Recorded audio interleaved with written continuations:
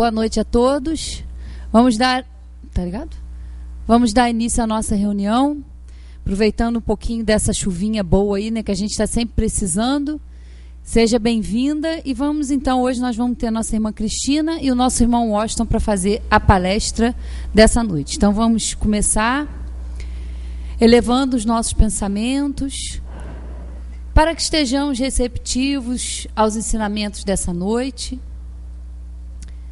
que possamos contar com a presença dos amigos espirituais que, por certo, aqui se encontram, nos auxiliando, nos inspirando, e que possam ajudar os nossos irmãos no estudo dessa noite, e que todos nós aqui presentes, encarnados, desencarnados, possamos aproveitar desse momento para ouvir e refletir sobre o que nos será passado.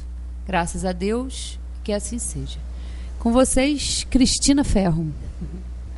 Liberdade de pensamento. Boa noite a todos. Mais uma oportunidade, não é, que a gente tem de estudar um pouco sobre a doutrina, sobre esses ensinamentos que realmente podem nos ajudar a mudar a nossa vida, né?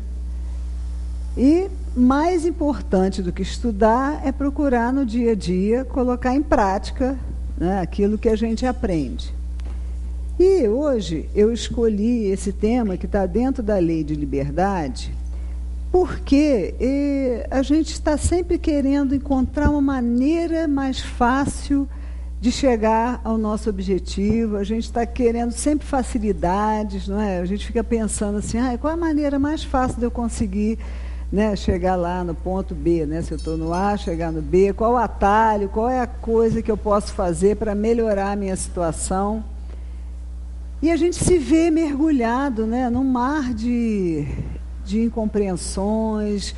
O clima do nosso planeta é um clima denso, né? Os fluidos são muito densos, a gente vê tantas coisas acontecerem, né? E fica se sentindo impotente. Então, eu trouxe esse tema porque eu acho que a gente pode aqui descobrir uma fórmula mágica que a gente gosta de ter, um segredo, alguma coisa que é certeiro. Os espíritos nos ensinam isso e eu acho que a gente precisa aproveitar mais daquilo que a gente tem aqui, né, como instrumento, como ferramenta. Então, nesse capítulo da Lei da Liberdade, no item 3º, que é a liberdade de pensamento, são só 2 questões, mas elas nos remetem e nos fazem pensar bastante. Na questão 833, Kardec pergunta aos espíritos o seguinte: há no homem qualquer coisa que escape a todo constrangimento e pela qual ele goze de uma liberdade absoluta? E os espíritos respondem o seguinte: é pelo pensamento que o homem goza de uma liberdade sem limites, porque o pensamento não conhece entraves. Pode impedir-se a sua manifestação, mas não aniquilá-lo. Então, é através do pensamento que nós temos uma liberdade absoluta. Porque nós, enquanto espíritos encarnados, né, necessitamos uns dos outros. Né? Nós somos seres de relação. Somos seres que vivemos, né? A gente precisa, para comer, de alguém que plantou, de alguém que vai trazer, de alguém que vai vender. A gente precisa de alguém que vai fazer a nossa roupa. A gente presta serviço para outras pessoas. Então, nós somos seres intimamente ligados, né? A gente goza de uma liberdade relativa por causa disso. Mas nós somos absolutamente livres no que pensamos. Então, é para a gente estar atentos, né? Já é uma primeira dica para que a gente fique atento ao que a gente pensa, ao que se passa na nossa mente. E a outra questão, que é a 834, Kardec pergunta: o homem é responsável pelo seu pensamento? E os espíritos respondem que é responsável perante Deus. Só Deus, podendo conhecê-lo, condena-o ou absolve-o segundo a sua justiça. Então, nessa questão aqui, me lembrou na hora, né, uma frase que é da Madre Teresa de Calcutá, que diz o seguinte: dê ao mundo o melhor de você, Mas isso pode não ser o bastante. Dê o melhor de você a si mesmo.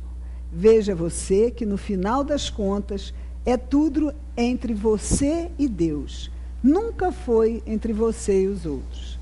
Então, apesar de sermos interdependentes, né, de estarmos numa rede, numa teia, num emaranhado, caminhando, né, para a nossa evolução aí hoje, nessa oportunidade do planeta Terra, mas, no final das contas, não adianta a gente ficar se desculpando, mas é porque é tudo muito difícil, porque fulano não fez isso, eu sou infeliz porque o outro não me deu oportunidade, porque eu não tenho emprego, porque o governo não faz nada, porque o planeta está sendo destruído. Isso é uma desculpa que a gente dá para não sair do lugar.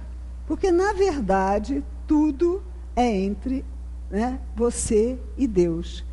E você tem uma liberdade absoluta através do seu pensamento. Então, aí nós vemos duas vertentes, que é a liberdade e a responsabilidade. Para a gente merecer a liberdade, nós temos que assumir a nossa responsabilidade, o que é uma coisa muito verdadeira e muito séria, né? Porque a nossa libertação, a nossa felicidade, essa é a meta principal de todos nós. Mas julgamos erroneamente que a gente vai encontrá-la em aventuras, vai encontrá-la nos prazeres, né, e tudo que o mundo oferece. Então, nós fazemos escolhas que nos afastam do nosso objetivo e não nos aproximam. Mas tem um universo explorado, inexplorado em cada um de nós, né? Porque somos seres imortais, eternos. Então, nós temos que nos ver hoje encarnados no planeta de provas e expiações, mas somos seres imortais, somos seres que temos dentro de nós a consciência de Deus.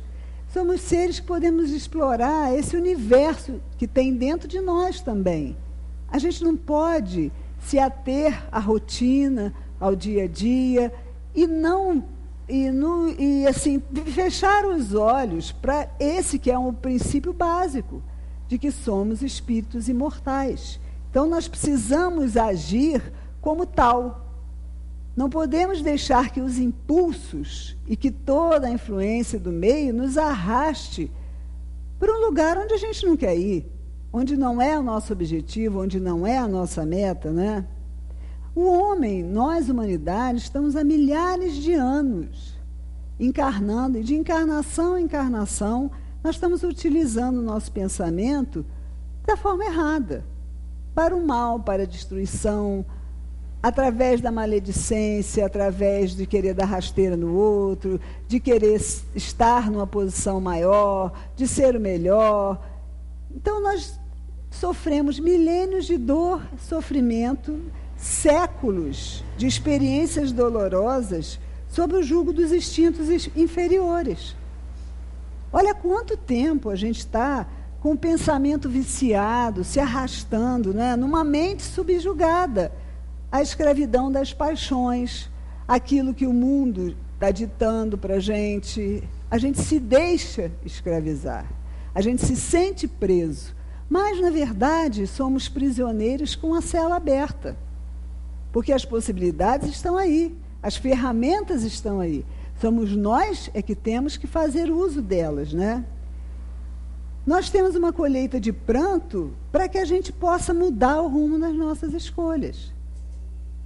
Ou é pelo amor, ou é pela dor que a gente muda. E, infelizmente, nós ainda estamos numa escala, né, da evolução, onde é a dor que é o instrumento que é mais eficaz para que a gente mude. É só quando aperta o calo que a gente muda. E a gente vem sofrendo há milênios, há séculos, né? A nossa amiga Magui, que não está aqui hoje, ela fala que dá um cansaço nela pensar isso, que existe, que nós estamos milênios, que estamos séculos sofrendo, mas olha, gente, vamos usar a razão. Se eu tenho instrumento para minimizar isso e não uso, tem que cansar mesmo, né? Porque a gente fica só, como no popular, dando a cara a tapa, porque a gente fica apanhando e continua fazendo a mesma coisa. Então, as histórias na nossa existência, né, se repetem porque a gente não aprendeu a lição. Quando a gente aprender, pronto, outras experiências, outros aprendizados, outras coisas. Então, se eu, na minha vida atual, um exemplo, se eu estou sempre, meus chefes são autoritários, grosseiros, humilham, se todo lugar onde eu trabalho, meu chefe é assim, alguma coisa eu tenho que aprender com isso. É alguma coisa que eu não estou me ligando, que eu tenho que mudar para que isso mude. Né? E nós não podemos mudar o outro, a gente só tem ação sobre nós mesmos. A gente não pode modificar o outro. E nem esperar que o externo se modifique para que as coisas melhorem para a gente. E o Espiritismo, ele veio desvendar o processo da nossa libertação, não é? Porque ele diz, o Espiritismo nos ensina que a liberdade tem que ser conquistada com o empenho de todas as nossas energias e o selo da nossa responsabilidade. O homem só se libertará quando ele entender o quanto ele é responsável pelo próprio sofrimento e pelo que ele gera no outro. Então é muito sério isso. E é uma questão que a gente não para pensar, para refletir, para amadurecer. Que o ponto de partida é esse, é o meu pensamento. E é para onde eu direciono a minha energia. Nós damos pouca importância quando os espíritos nos convocam à reforma íntima e à importância da nossa atitude mental. Por quê? Porque a gente acha que isso é uma coisa tão grandiosa que a gente bota a palavra difícil na frente e aí, a partir desse momento que eu falo que é muito difícil, eu já perdi a parada, eu já desisti. Eu não vejo como desafio, eu vejo como um obstáculo intransponível. E aí eu fico parada. São desafios, né? Mudar a atitude mental. Esse é o segredo, né? É estar atento à qualidade do pensamento que a gente emite, que a gente cultiva e que a gente recebe dos outros, aceitando-os ou não. Esse é o mistério da saúde ou da doença, da paz ou do equilíbrio ou do desequilíbrio. Veja bem, os pensamentos que emitimos. Às vezes eu posso estar fazendo uma cara linda de paisagem desejando muito mal para aquela pessoa. Quero que se estrepe no meu pensamento, mas estou lá sorrindo, concordando, né? E achando que isso não tem nada demais, não é? Porque eu estou me omitindo. Não, eu não vou. Muitas vezes a gente, como não quer se posicionar não significa brigar com ninguém, nem querer passar por cima de ninguém. Mas aprender a se posicionar é uma coisa fundamental, é você, com amorosidade, colocar o que você pensa. Mas, principalmente em situações hierárquicas de autoridade, ou quando você não está afim de se aborrecer, você se omite. E aí fica fazendo essa cara de paisagem, mas dentro de você tem um burburinho passando, querendo dizer milhões de coisas que você não disse. Então, também isso não serve. Dar só uma cara, né, de que você conseguiu, mas no fundo está morrendo de raiva, está com vontade de socar ou de falar um monte de bobagem para a pessoa, então você não caminhou em nada. E se eu ficar quieto aí, não adiantou de nada, né? Os pensamentos que nós cultivamos. Porque nós não paramos de pensar nunca, né? Você pode ver que a gente está sempre pensando. Só que tem pensamentos que a gente dá um valor, que a gente pega ele para a gente, que a gente cultiva. Cultivamos mágoas, cultivamos raiva. Quando alguém faz alguma coisa que a gente não gosta, aquilo fica na cabeça passando igual um filme, né? Fica passando igual um filme. E a gente acolhe aquilo. E quando a gente acolhe, o sentimento vai sendo mais de mágoa, mais de raiva, mais de vítima, mais de vingança, mais de querer, porque a gente não consegue mudar essa faixa.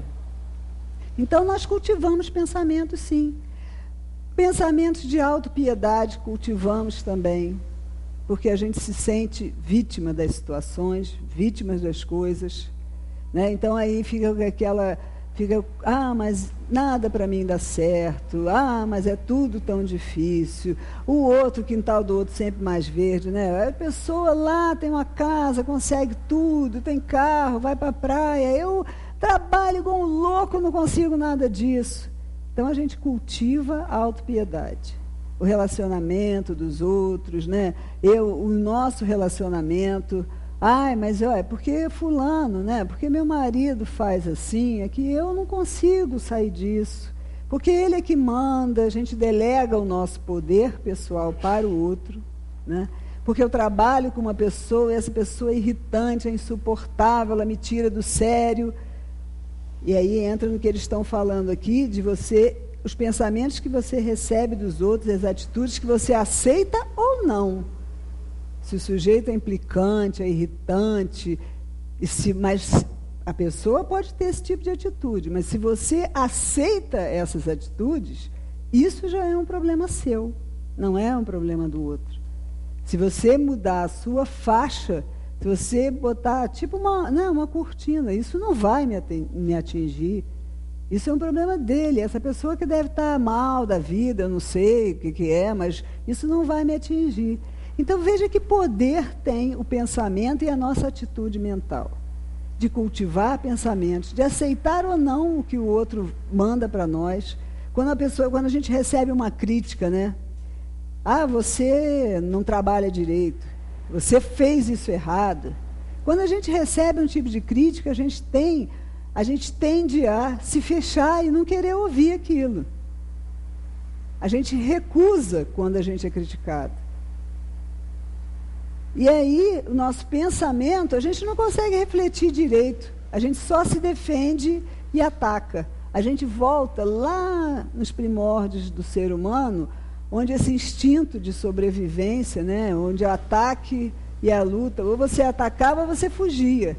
Muitas vezes hoje a gente usa esse tipo de pensamento. Ou a gente ataca ou a gente foge, para a gente não assumir as nossas responsabilidades.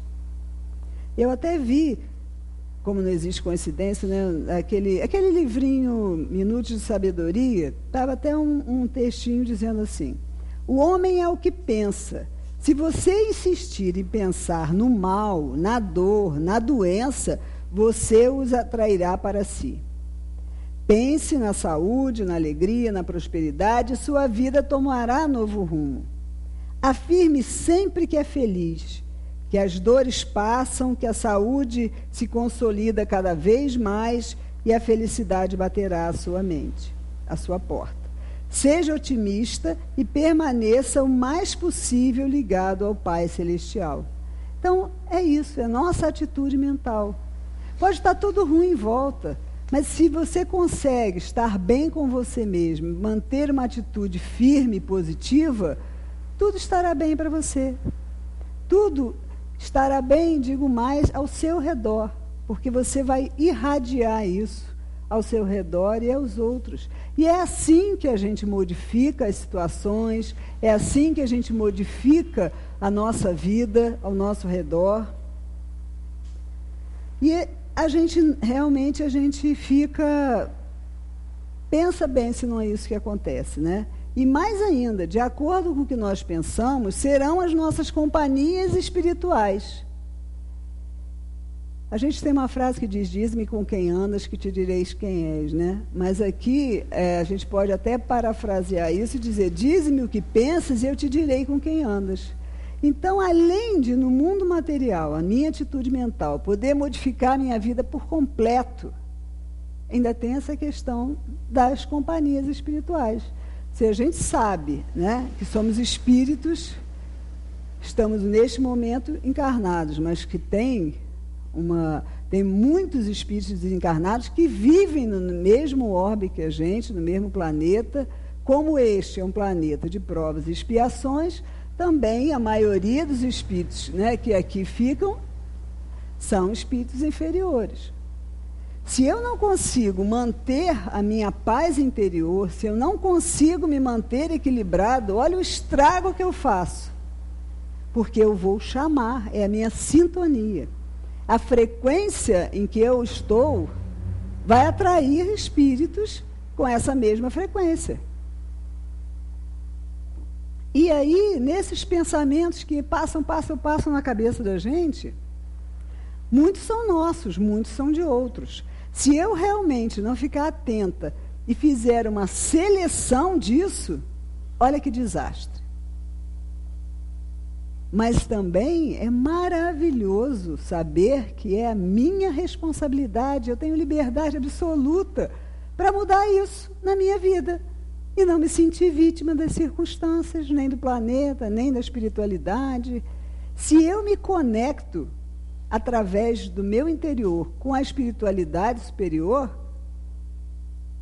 eu vou poder estar bem comigo mesmo, vou poder fazer bem para o outro. Né? Quando a gente fala em caridade, quando a gente fala em amor, também não sugere isso grandes atitudes, mas todas as pequeninas que a gente puder fazer. A do olhar, a do sorriso, a da prece, a de ser um ponto de luz quando você nem sabe que está sendo utilizado pela espiritualidade amiga, porque você está conseguindo se manter equilibrado para ter um fluido que vai ser doado para o outro ali que está precisando muito. Muitas vezes você está com uma pessoa, você não sabe o que dizer. A situação daquela pessoa que você ama, ou que vai ser o conhecido, ou que é seu amigo, é tão difícil que você não sabe o que dizer. E por isso você não pode fazer nada, você pode fazer a melhor das coisas. Uma prece, com o coração, com esse sentimento que sai de dentro. Você pode fazer isso a qualquer minuto, a qualquer momento e de qualquer lugar. Então, é o processo de botar o poder todo nas nossas mãos. De estar atento o tempo todo. Orai e vigiai. Para que possamos ser instrumentos da espiritualidade superior. Para que possamos ser felizes. Possamos fazer algo para mudar a nosso redor, para mudar as circunstâncias. Ah, mas eu posso fazer muito pouco. Tudo que você puder fazer será muito importante para alguém. O seu exemplo é muito importante. Não adianta a gente ter palavras bonitas se a gente não dá o exemplo da nossa atitude. Então, é uma atitude mental e é uma atitude também, né, de ações, que mova, que gere ações. Esperança não é esperar sentado. Né? Esperança é aquele movimento que te faz, que te move para você chegar onde você quer estar. Ah, mas você está falando isso aí, mas como é que eu vou controlar pensamentos? Isso aí, como é que a gente controla isso? Nosso cérebro, quando nós estamos encarnados, ele tem que administrar muitas tarefas. Eu estou aqui falando, eu estou gesticulando, meus órgãos estão todos funcionando, então ele precisa direcionar sua energia e sua atenção para muitas coisas. Então ele só guarda um foco durante 5 minutos. É o máximo que depois ele tira aquele foco e vai para outra coisa. Então, se você está com um pensamento que não deve ser, ou um pensamento que você não quer escolher, se você mudar o foco por 5 minutos, ele vai desaparecer. Tem os arquivinhos, né? Tudo que a gente tem muitos arquivos. Então, aquele arquivo, por alguma coisa, foi disparado, né, aquele arquivo, e você começa a pensar naquilo. Vou dar o exemplo de, por exemplo, quem fuma. Por algum motivo, né, está baixando o nível no cérebro das substâncias de nicotina e das 4.724 substâncias que tem um cigarro, e aí o seu corpo começa a gritar, né, que você precisa daquilo. Se a pessoa muda o foco, vai ligar para um amigo, vai ver como é que o parente está, vai lavar uma roupa, sei lá, vai passear, vai fazer alguma coisa. Durante 5 minutos, aquela vontade desaparece. E aí, se você faz esse exercício, isso é um exercício constante, aos poucos, esse arquivo vai entender que não adianta mais ele vir, que não adianta ele ser disparado, que ele não vai gerar aquela ação, e aí ele adormece. Então, se a gente não dá vozes, né, à raiva, à incompreensão, ao pessimismo, à lamúria, ao vitimismo, aquilo vai desaparecer. E aos poucos, nosso cérebro vai entender que não adianta mais vir com aquele negócio de pobre coitado, que você não vai agir de acordo com isso. E aí esse arquivo vai ficando esquecido. Então, hoje nós temos a evolução, né, intelectual que nos mostra que isso é cientificamente provado. É a neurociência, neuroaprendizagem. Então, temos vários estudos que provam isso. Então, meus irmãos, nós temos uma coisa que é atributo do espírito, que se chama vontade. Vontade é um atributo do ser pensante. No livro dos médiuns está escrito isso, né? Então, é essa força extraordinária que nós precisamos mover para que a gente possa fazer isso. E é difícil? Não é difícil. Porque quando nós temos o interesse pessoal, a gente move montanha para conseguir aquilo, né? Quando você tem, eu quero comprar uma roupa nova, eu quero viajar. Mas está caro, mas o dólar, mas não sei o quê. Mas eu quero, nem que eu tenha que arrumar dinheiro emprestado, não vou pagar o condomínio, deixar de pagar não sei o quê, eu vou. Então, a gente, por N motivos, move tudo para fazer o que a gente quer. O que está ali no nosso desejo, o que está no nosso interesse pessoal. Agora, vamos pensar como espíritos imortais. Mais do que isso tudo. Não estou gostando desse planeta de lama, de sujeira, de guerra. Estou precisando sair fora daqui. Eu tenho todas as ferramentas dentro da gente, né? O Espiritismo é uma base muito sólida para a gente alavancar isso. Então, vamos, o que a gente tem para fazer? Vamos, mãos à obra. A ferramenta está aí. O segredo está aí. Olha que coisa fácil. Olha que coisa simples. Basta eu movimentar a minha vontade. E, afinal, como disse, né, a Madre Teresa de Calcutá, no final das contas, é entre você e Deus. Então, acho que vale a pena esse investimento aí. Muita paz para todos, que a gente possa realmente pensar um pouquinho sobre isso, né, e botar em prática no nosso dia a dia. Uma boa noite para todos e obrigada. Certamente, eu acho que é o melhor investimento que a gente pode fazer na nossa vida. Sem sombra de dúvida. Beleza. Agora, vamos passar para o Austin, falando da consequência do conhecimento espírita. Boa noite a todos. Que possamos dar continuidade ao nosso estudo, às nossas reflexões, e que os bons espíritos nos acompanhem e nos inspirem para cada vez mais a gente ter boas ideias e ter cada vez mais persistência em nossos objetivos e desejos.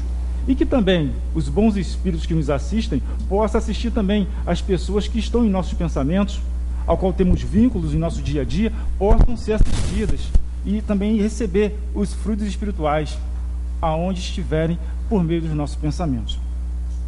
O nosso tema de hoje é a consequência do conhecimento espírita, temor da morte. E no Livro dos Espíritos, na questão 941, quem tiver a oportunidade, quando chegar em casa ou durante a semana, de ler essa questão, porque é essa questão que nós vamos tratar nessa noite de hoje.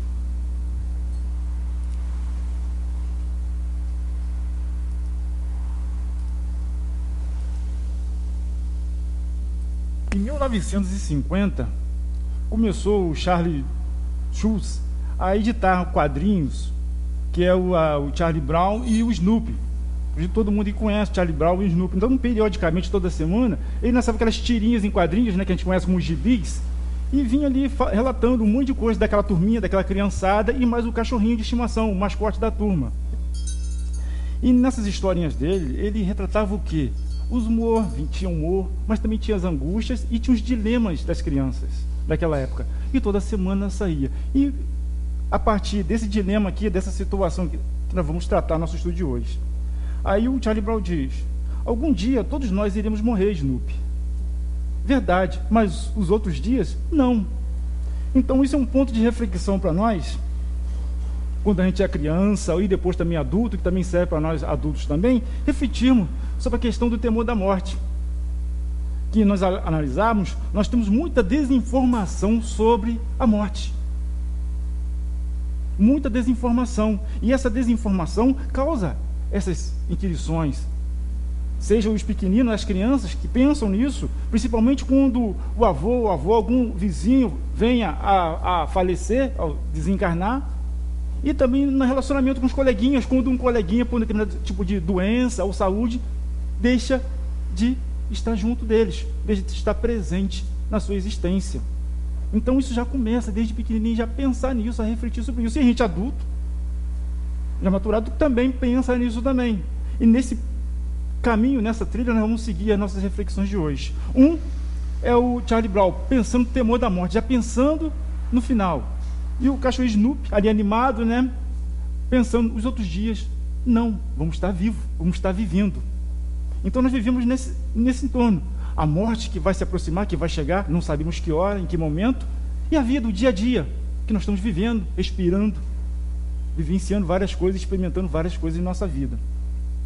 Então, essa desinformação, ela primeiro vem trazer o sofrimento. Ela traz o sofrimento que acompanha. Por quê? Todos nós temos uma força adesiva à vida, à existência. Tanto a criança como nós, no nosso dia a dia, a gente quer viver, quer sentir as coisas, quer curtir, quer utilizar os nossos sentidos, o nosso paladar, o nosso olfato.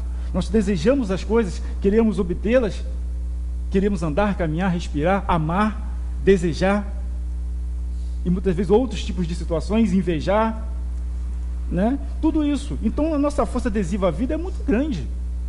E nós achamos que o nosso corpo é nosso, é único, e é com ele que nós vamos seguir a nossa vida, para sempre com o corpo que nascemos. E isso causa perturbação quando nós deparamos com situações em que o corpo vem a falecer. E aí? Acabou? Em tenridade, ou em meia-idade, ou já em idade avançada?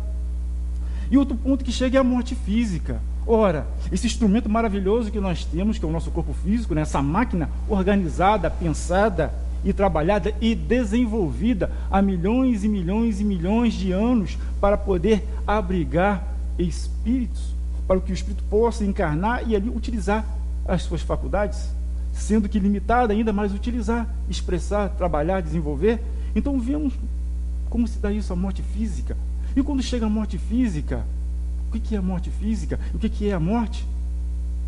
A morte é quando a alma sai e deixa o corpo?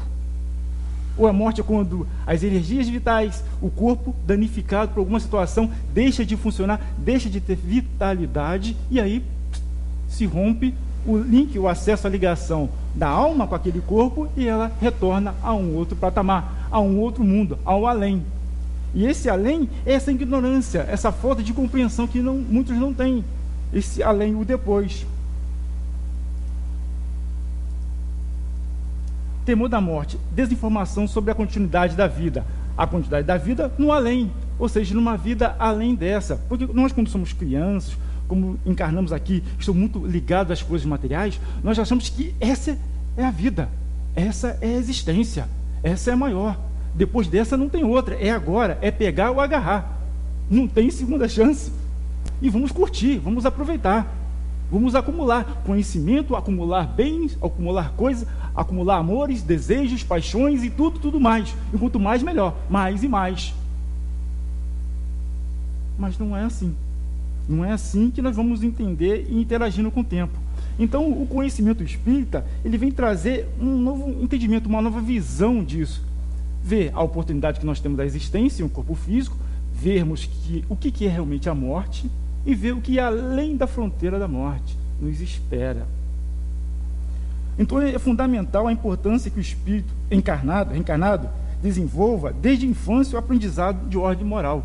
Então desde pequenininho é importante que a gente já passe esse conhecimento, tanto moral como as experimentações, as nossas visões sobre a vida, sobre a existência, para os pequeninos, para que comecem já a trabalhar, a pensar, a refletir nas suas conversas com os amiguinhos e consigo mesmo sobre isso,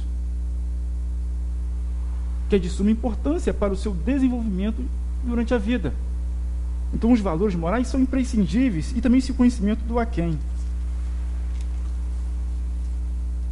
Aí nós deparamos com uma questão, a vida espiritual. O conhecimento espírita nos informa de uma vida espiritual, ou seja, um plano espiritual. O que é um plano espiritual? É o mundo dos espíritos. Espíritos estes que, quando encarnam, eles vêm se utilizar de corpos físicos, como esse que nós estamos utilizando agora. E quando desencarna, desprendemos e voltamos ao mundo espiritual, um mundo de origem, um mundo no qual lá nós nos estabelecemos e desenvolvemos. E que necessitamos, dentro de um processo de evolução, porque ainda somos espíritos ignorantes de muitas coisas, tanto das coisas materiais quanto das coisas espirituais. Necessitamos de encarnar. Então esse mundo espiritual é o mundo que todos nós iremos retornar quando a vida orgânica cessar. E quando retornarmos, teremos continuidade. Uma continuidade ativa, firme e forte. Então isso já começa a tirar as fantasias que todos nós temos, as crenças, né? Os medos, os temores de que morreu, acabou, virá pó. Então muitas crenças, muitas informações que as crianças têm em cima dessas fantasias, dessas superstições e desse ponto final, morreu, acabou, virá pó. E aí? Tudo que eu consegui, a minha lei na minha existência, tudo que eu desenvolvi e amei, todo o carinho e atenção que eu tive e que eu pude dar ao outro, se perde, volta ao pó. Então, essas questões é que vêm deslumbrar o conhecimento espírita, mostrando essa visão de um mundo espiritual, um mundo normal, um mundo com o qual de lá nós aqui chegamos. E não chegamos aqui porque houve a formação e o desenvolvimento de um novo corpo. Não, nós já existimos, não fomos feitos no momento da concepção daquele corpo, que ali começa a desenvolver, e depois de 7, 8, 9 meses, ou dependendo dos prematuros, 5 meses, está nascendo aí. Não, nós já existimos, e a oportunidade de um corpo, organismo, nós utilizamos e adentramos uma nova existência para desenvolver, para crescer. Então mostra toda essa complexidade, mas uma complexidade que tem uma justiça, tem uma dinâmica, tem uma lei divina. Isso nos dá força, isso nos dá um chão. Espera aí, é assim que funciona? Isso é possível? Isso já começa a gente a refletir sobre isso e pensar. Então esse conhecimento da existência nos diz de onde viemos. Nós viemos de onde? De um mundo espiritual, um mundo que preexiste a esse mundo material, já existia. E se esse mundo material que nós estamos aqui hoje abrigados deixar de existir por algum fenômeno da natureza, ou alguma fatalidade ou erro nosso compromisso da nossa ação nesse planeta ao qual estamos habitando aqui e procurando desenvolver, se deixar de existir, nós, como espírito, continuaremos a existir, a desenvolver. Temos outros mundos, outras oportunidades, mas o nosso compromisso no momento, em nosso nível de conhecimento e desenvolvimento, é aqui, é o agora. É nesse corpo físico ao qual nós estamos abrigados, mas que não estamos fechados como uma garrafa com conteúdo e tampado. Não estamos tampados, porque nós temos a vivência espiritual. Quando à noite o corpo repousa, nós emancipamos, não ficamos junto ao corpo esperando que ele descanse para no dia seguinte começamos a trabalhar, a estudar. Não, nós nos desprendemos e também continuamos o contato no mundo espiritual e retornamos. Então essa experiência que nós temos na existência é desenvolver esse lado da inteligência pelo lado moral. Mas daí, de onde viemos, nós já sabemos, do mundo espiritual. E o que estamos fazendo? Por que nós existimos? Com que finalidade nós existimos? Nós começamos a compreender a nossa finalidade de existir é de uma justiça divina, que é que nós, cada um de nós, utilizando o nosso livre-arbítrio, através das nossas decisões, nós desenvolvemos o nosso crescimento próprio, através do nosso mérito, das nossas ações, do nosso conhecimento. Porque se nós fomos criados todos simples e ignorantes, mas cada um tem a liberdade de pensar, de agir, o seu livre-arbítrio, é para que através do seu mérito evolua, cresça, saia do ponto de ignorância, de conhecimento e de ações, de sentimento, e avance nesse processo. Um conhecimento junto com o desenvolvimento moral, porque faz o link, faz a agregação. Por que isso? É necessário desenvolvimento moral. Porque não basta só nós desenvolvermos o ponto intelectual, porque como no universo nós vemos que existe uma regência do amor pelo Criador, uma regência de tudo que é correto, as virtudes nos causam bem ao nosso sentimento, bem ao nosso corpo físico, bem às nossas relações coletivas, bem ao nosso planeta, é porque está na dinâmica do universo. Então, por isso que é importante nós termos o desenvolvimento intelectual e com ele junto moral, para que as coisas se harmonizem, para que isso não sirva só para nós exercitarmos e trabalharmos nesse plano físico, material, nesse planeta Terra, aqui na Via Láctea tão somente, mas em outros mundos, com os quais nós iremos cada vez mais nos credenciar para lá aportar, através dos nossos méritos. Porque na justiça divina não tem como pegar um indivíduo ou uma situação, pega daqui e coloca aqui e dá um jeitinho. Não existe jeitinho. Não tem jeitinho. Então é através do mérito das nossas ações. Então esse conhecimento de onde viemos, o que estamos fazendo aqui, e quando chegar esse corpo físico ao findar, para onde nós vamos? Nós vamos retornar. Retornaremos ao mundo espiritual com o conhecimento que amealhamos na nossa existência, com as vivências, com as experiências, com os erros e com os acertos.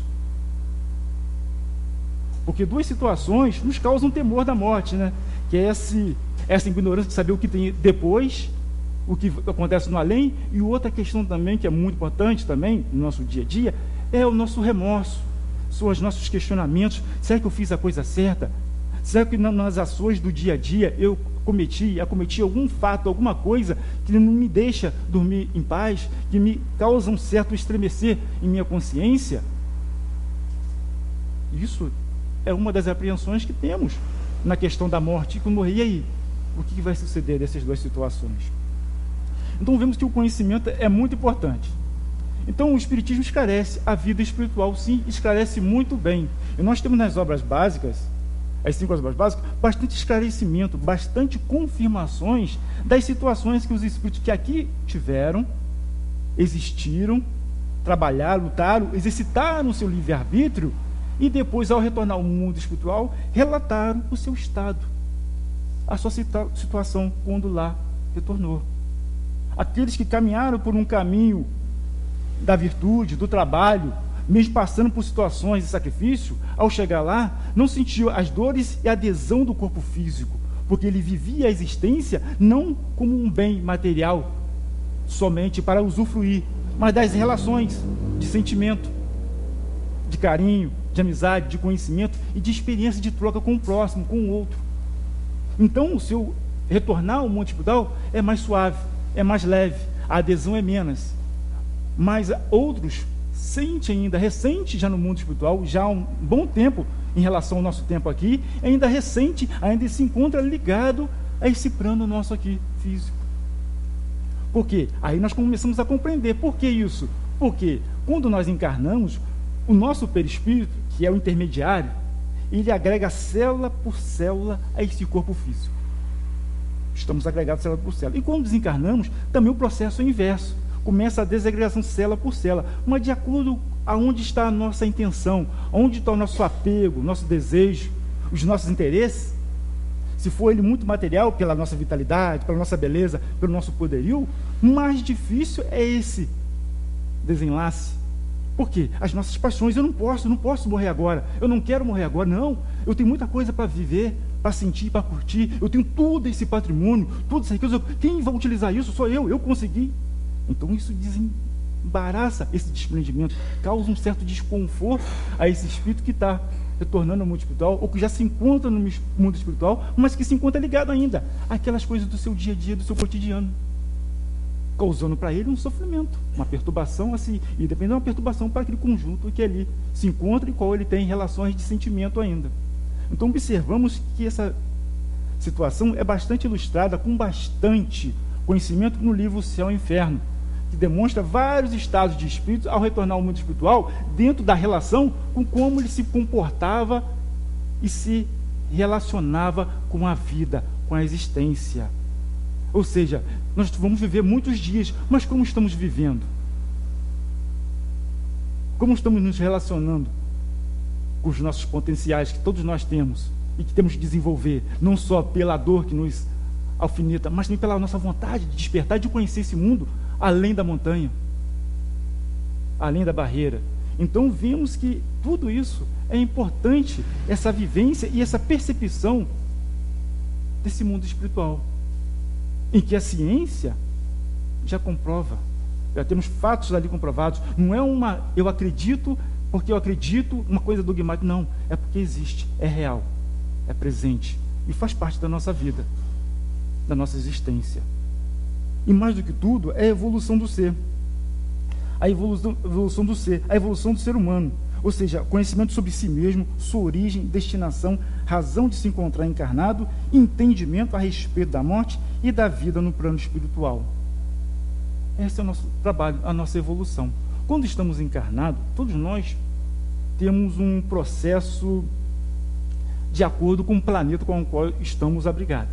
Aqui no planeta Terra nós temos 24 horas e no processo de trabalho nós temos que trabalhar, estudar, e nisso tem o dia e a noite. Nesse processo do dia e a noite, nós nos condicionamos nesses fatores ambientais. E além desses fatores ambientais, nós também nos condicionamos em fatores também materiais, das coisas que nós temos, que precisamos alimentar, manter o nosso corpo físico, né, sadio, saudável, precisamos ter uma boa roupa, um bom transporte, uma boa casa, um bom lar, com condições para que a gente possa ter conforto. Um conforto para quê? Para a gente realizar aquilo que é imperecível, que é a nossa evolução, que é o nosso conhecimento, o nosso saber. Porque o nosso saber, ninguém vai poder roubar, ninguém vai poder nos tirar de nós depois que a gente adquiriu, depois que a gente desenvolveu e vivenciou tudo isso. Coisa que não acontece com os bens materiais que nós temos, que pode muito bem ser furtado, roubado, a traça correr com o tempo, ou deixar de ser valorizado, ou perder o seu valor, assim como nós observamos na nossa moeda. A nossa moeda tinha um valor X no ano passado, no início do ano já tem outro valor, e no momento já se encontra com um valor bem abaixo. É perecível, varia de acordo com o mercado.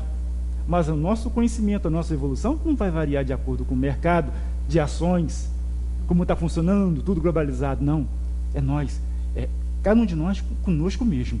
E quando nós encarnamos, nós vamos sozinhos, nós não vamos junto com uma santidade ou com uma pessoa que tem um contato direto lá com o homem lá em cima, que ajuda a dar um jeito. Não, somos nós mesmos com a nossa vivência, experiência e por lá o nosso sentimento, as nossas vibrações, para serem lidas, serem refletidas e pensadas e vividas. Então isso tem a ver com o quê? Viver a cada dia. Um dia nós vamos morrer, mas enquanto nós estamos vivendo. E como estamos vivendo? Como estamos existindo neste momento ao qual estamos encarnados? Está sendo produtivo?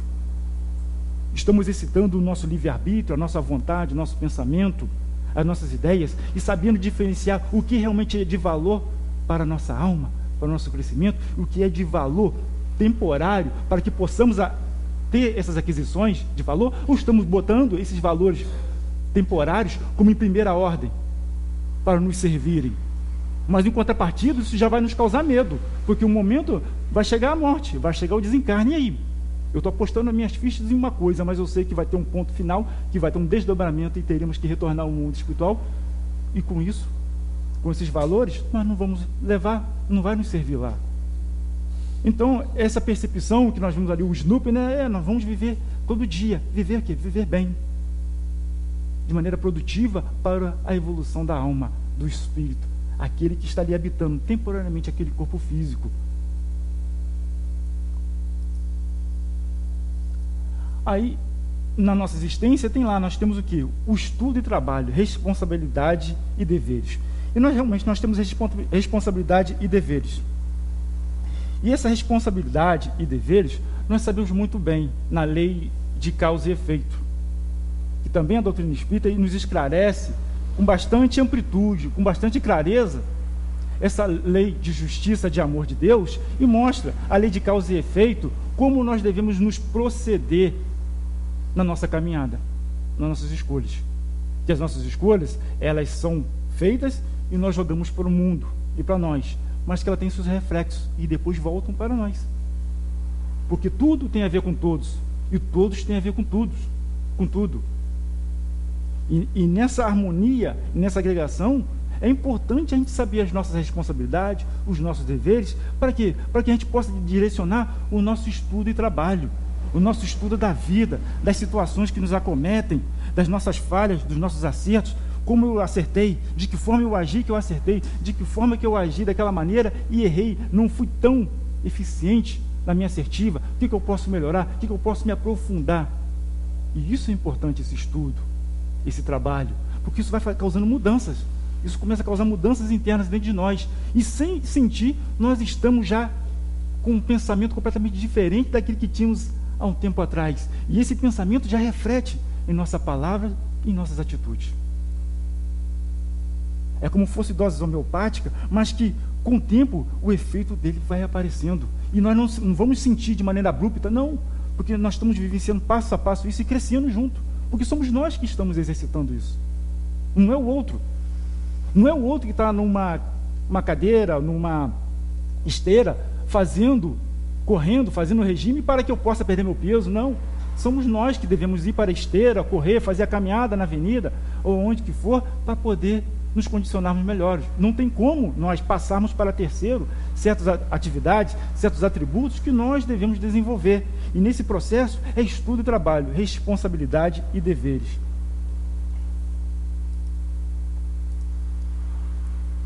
E persistência no bem.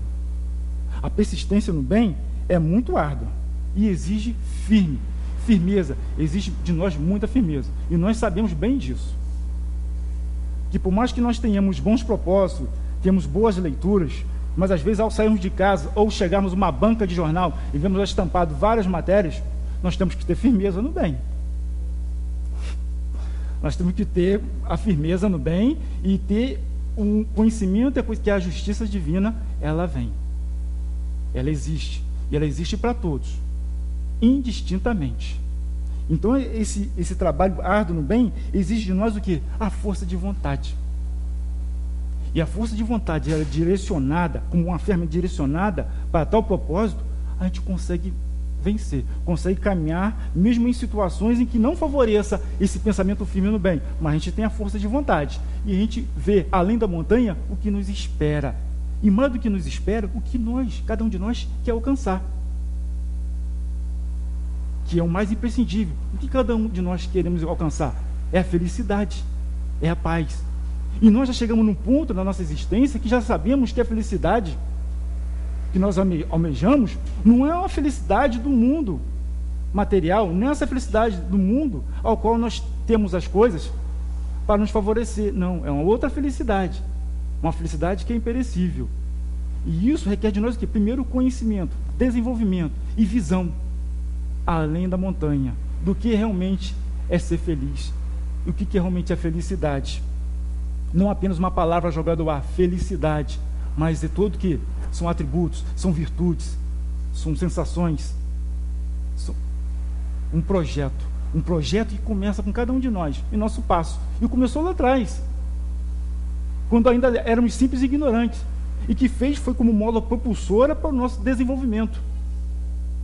Se antes nós tínhamos lá atrás, na nossa ignorância, o egoísmo, a ambição, chegou o momento de essa ambição, abaixar a bola, acalmar, até deixar de existir, que ela serviu dado momento para a gente alcançar, para a gente persistir, levantar de manhã, trabalhar, capinar, fazer a lavoura, pegar todo o material, vender, ter o recurso, ter terreno, ter isso, mas passou. Tem que acalmar e seguir com outros tipos de interesse, outros tipos de processo. Então a persistência no bem, ela tem que ser saudável e salutar.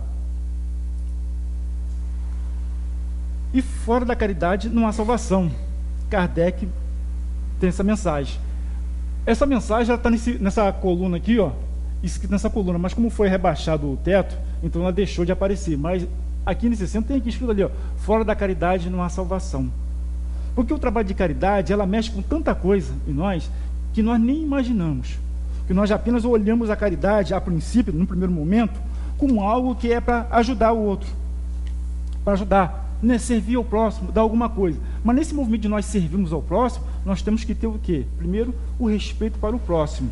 E uma visão daquele próximo, ele é uma oportunidade de nós desenvolvermos algumas coisas. Primeiro, o desprendimento. Porque quando fazemos a caridade material, nós vamos trabalhar o quê? O desprendimento material de alguma coisa. A doação de algo que nos vai fazer falta ou de algo que nós temos em abundância e vamos servir ao próximo, porque nós percebemos que aquele outro está carente, no momento ele não tem forças para se erguer sozinho, e nós chegamos e auxiliamos com isso. Mas a caridade, ela extrapola a questão da filantropia. Ela vai muito além que isso. E esse muito além, à medida que nós vamos desenvolvendo a nossa capacidade de mundo e de valores, a gente observa e entende cada vez mais que essa caridade é um ato que traz em si o quê? Sabedoria, justiça, trabalho, solidariedade, confiança e paz. E quando a gente faz a caridade, a gente tem que ser sábio e sabedoria. Por quê? Não adianta nós fazermos a caridade, uma criança, por exemplo, que está um mês sem se alimentar e chegar com uma feijoada e dar. Estou sendo caridoso, estou dando tudo. E dá uma feijoada. Nós temos que usar a sabedoria, até na dosagem disso. O que eu vou ajudar? Como eu vou ajudar para que essa ajuda não seja uma coisa maléfica? Achando que estão fazendo um bem, estão dando uma coisa que vai fazer um mal. Nós observamos também a justiça divina. Porque todos nós fazemos a caridade, ajudamos o próximo, mas todos nós também já fomos passíveis de sofrer também e passar pela caridade. Isso requer de nós humildade. E saber que isso estamos sendo ajudados é pela justiça divina e de que todos nós estamos envolvidos num processo de ajuda mútua, porque o crescimento nosso também vai influenciar o crescimento do outro, do próximo. E o crescimento do próximo vai influenciar no meu crescimento também. E essa relação, essa troca, ela é sadia. E ela está dentro do processo da justiça divina,